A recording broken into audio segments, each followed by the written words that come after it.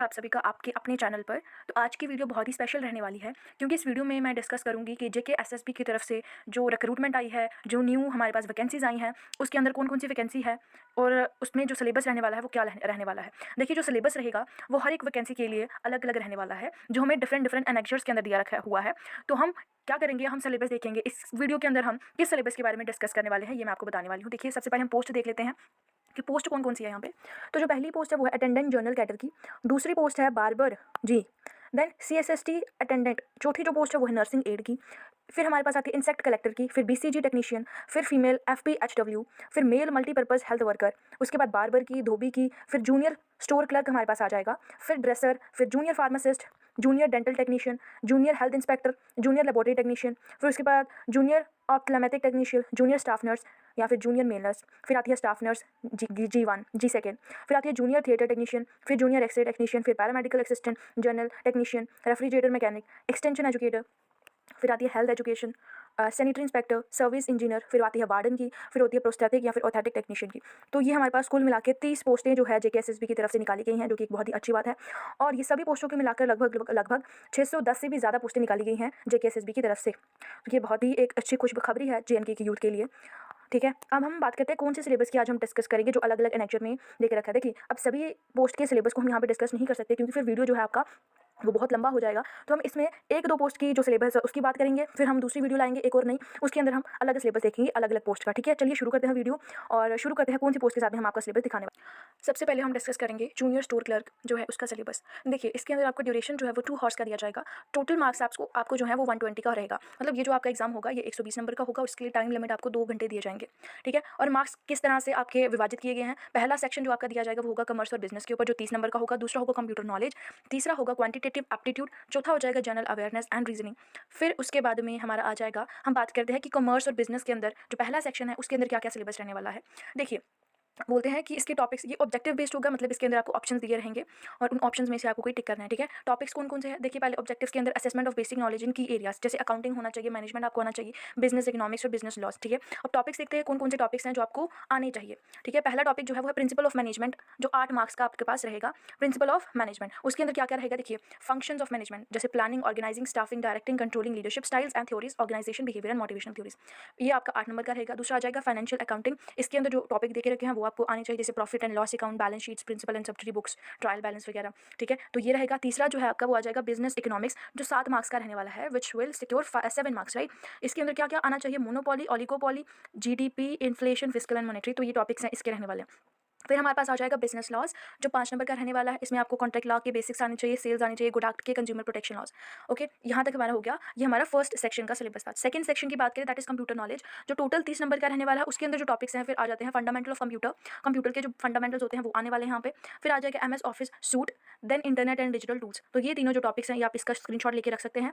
ठीक है, ये जो तीनों टॉपिक्स हैं ये सेक्शन 2 के अंदर आने वाले हैं, इसका आप स्क्रीनशॉट ले लें, आपको आसानी रहेगी। ठीक है, नेक्स्ट हम बात करते हैं, एक और आ जाएगा इसके अंदर बेसिक डाटा मैनेजमेंट। ओके, अब यहाँ पे सेक्शन दूसरा जो है खत्म हो जाता है। सेक्शन 3 की बात करें तो यहाँ पे आएगा क्वांटिटेटिव एप्टीट्यूड। अब इसके अंदर कौन कौन से टॉपिक्स रहने वाले हैं। First will be arithmetics, arithmetics जो बेसिक मैथ्स होता है भाई वही रहने वाला है यहाँ पे, जैसे टाइम हो गया, work time and distance, percentage, profits and loss, simple and compound ratio वगैरह।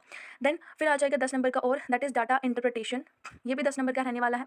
Then basic statics. फिर सेक्शन 4 की तरफ हम मूव करते हैं, यहाँ पे है जनरल अवेयरनेस इन रीजनिंग। देखिए, ये जो जनरल अवेयरनेस और रीजनिंग होती है ये तो हमें पता ही है कि हर एक एग्जाम में ये आती ही है ना, चाहे कोई भी 10th बेस्ड आपका कॉम्पिटेटिव एग्जाम हो रहा है उसके अंदर भी ये रीजनिंग वगैरह तो आती ही है। तो रीजनिंग तो आनी ही चाहिए लोगों को, आती भी होगी बहुत सारे लोगों को। इसके भी जो है टोटल 30 मार्क्स रहने वाले हैं। इसके अंदर फर्स्ट आ जाता है जनरल अवेयरनेस, जो 15 मार्क्स कैरी कर रहा है। और इसके अंदर करंट अफेयर्स आ जाएंगे, इंडियन हिस्ट्री आ जाएगी, Indian national movement, banking, financial awareness, RBI, SCBI, banking terms, fundamental knowledge of Indian economy वगैरह, ये सारे टॉपिक्स इसके अंदर रहने वाले हैं। फिर आ जाएगा 15 नंबर का आपका रीजनिंग। रीजनिंग जो है ना आपको आना ही चाहिए, है ना, क्योंकि बहुत सारे एग्जाम्स में ये काम आता है। इसके अंदर वर्बल रीजनिंग आ जाएगी, analogy, series, coding, decoding. Non verbal reasoning के अंदर आएगा patterns, figures, based problems, critical thinking, decision making, problem solving scenarios. तो ये जो है ये आपका टोटल जो सिलेबस देके रखा है, ये हमारा सिलेबस किसके लिए है कि हमारा सिलेबस है post of junior store clerk के लिए। ठीक है, तो ये सिलेबस जो है ये 120 मार्क्स का है, तो आप इसके लिए प्रिपरेशन करना शुरू कर दें।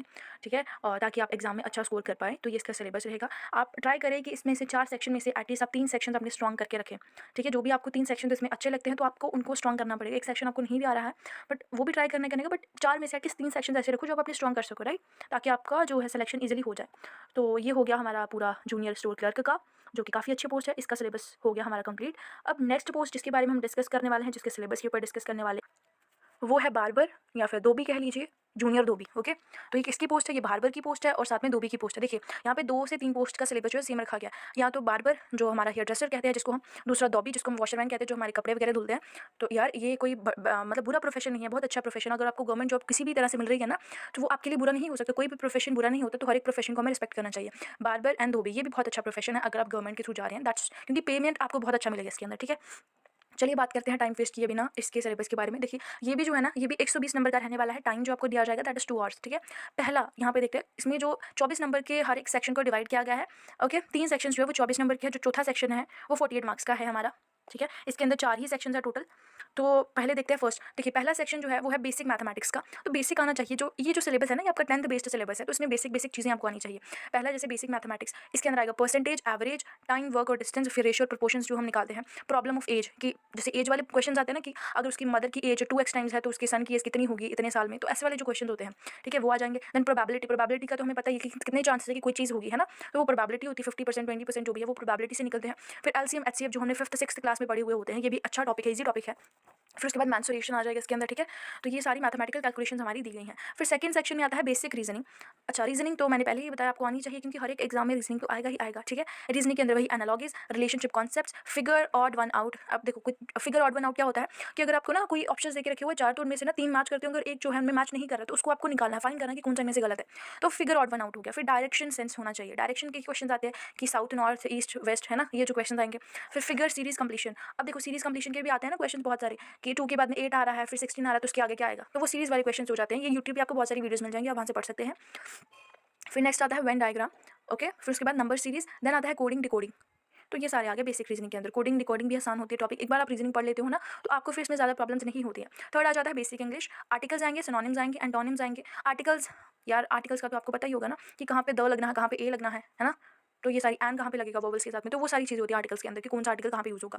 दूसरा आता है सिनोनिम्स। सिनोनिम्स क्या होते हैं? जो सिमिलर वर्ड्स होते हैं, जिसको हम हिंदी में पर्यायवाची शब्द बोलते हैं ना, मतलब जो सिमिलर वर्ड्स होते हैं, है ना, एक तरह के जैसे वर्ड्स होते हैं। जैसे चालाक को हम बहुत सारे शाह बोल सकते हैं, कनिंग बोल सकते हैं, तो उनको हम सिनोनिम्स बोलते हैं। फिर एंटोनिम्स आ जाएंगे जो विपरीत शब्द होते हैं, एक दूसरे के उल्टे होते हैं। फिर प्रीपोजिशंस आ जाएंगे, फिर वर्ब्स आ जाएंगे। ये तो आपको पता ही यार, 8-9 के बेसिक टॉपिक्स हैं। रीडिंग कॉम्प्रिहेंशन, देन डिटरमाइनर्स आ जाएंगे, स्पेलिंग्स मिस्टेक्स जो होती हैं वो, फिर सेंटेंसेस आ जाएंगे। तो ये बेसिक इंग्लिश के टॉपिक्स रहेंगे। उसके बाद आता है हमारा जनरल अवेयरनेस एंड साइंस। देखो ये सेक्शन बहुत इंपॉर्टेंट रहने वाला है। ओके, मैं इसका एक बोनस पॉइंट आपको दूंगी, पहले आप इसको देख ले सिलेबस को।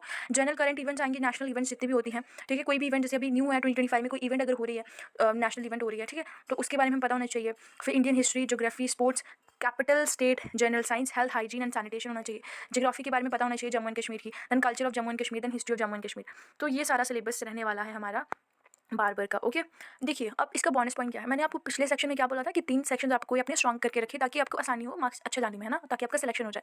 अब इसके अंदर मैं क्या बोलूँगी कि आप जनरल अवेयरनेस और साइंस है ना उसको अच्छे से पढ़ के जाएं, क्योंकि ये जो सेक्शन है ना ये 48 मार्क्स कैरी कर रहा है, which is a very huge amount, है ना। तो ये आपको एक बोनस पॉइंट है कि आप जनरल अवेयरनेस और साइंस को अच्छी तरह से पढ़ के जाएँ। इंग्लिश के भी टॉपिक्स बहुत ईजी होते हैं, तो आप अगर इंग्लिश भी जल्दी कवर कर लेते हो ना, तो ये बहुत ईजिली आपको समझ भी आ जाएगा, कवर भी हो जाएगा। और रीजनिंग भी आसान ही होता है, ये तो आपको आना ही चाहिए। तो मैथ्स जिसका वीक है, तो ये 3 टॉपिक्स जो है रीजनिंग, इंग्लिश और जनरल अवेयरनेस और साइंस, ये स्ट्रॉन्ग कर सकते हैं। अगर किसी का मैथ्स वीक है, मैथ्स अगर वीक है तो आप एलसीएम एचसीएम कर लें, क्योंकि ये आसान रहता है। वर्क डिस्टेंस कर लें और परसेंटेज निकालना कर लें, ठीक है। और हाँ, रेशियो प्रोपोर्शंस, तो ये आप कर लेंगे तो आपको मतलब ऑलमोस्ट आपका कवर हो ही जाएगा, ठीक है। 120 में से एटलीस्ट आप 100 मार्क्स तो स्कोर कर ही सकते हो। तो इस वीडियो में हमने दोनों के दोनों जो टॉपिक्स हैं वो डिस्कस कर लिए हैं, that is junior store clerk का भी और बार्बर का, धोबी का।